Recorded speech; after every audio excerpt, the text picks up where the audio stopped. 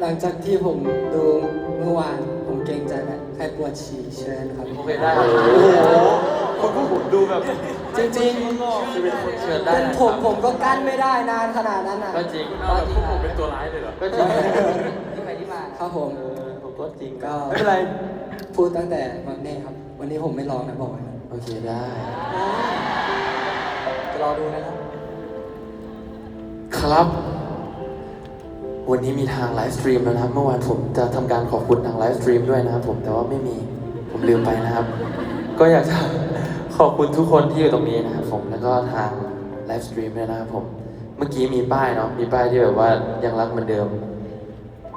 จนวันที่731นี่731แล้ว731แล้วพอเรามาคิดดูจริงๆก็เป็นจำนวนที่เอาจริงมันก็หลายวันอยู่นะ700กว่าวันก็พวกคุณอ่ะผมอยากจะบอกว่าพวกคุณทุกคนอ่ะโคตรแบบโคตรเฟลโลอ่ะ อะไรครับ เพราะมันไม่เปลี่ยนเลยเอาละลึกจัดนั่นแหละครับผมเป็นคำที่ผมอยากพูดไม่ดังใจ แต่ว่าคิดอยู่ว่าจะพูดดีไหมแต่ว่าก็อยากจะพูดว่าขอบคุณทุกคนครับผมตั้งแต่วันแรกทุกคนยังเป็นกำลังใจให้ผมเป็นกำลังใจที่ดี แล้วก็ทุกครั้งที่มาเจอกันผมได้รับ energy ดีๆกลับไปเสมอตั้งแต่วันแรกจนวันที่731ครับก็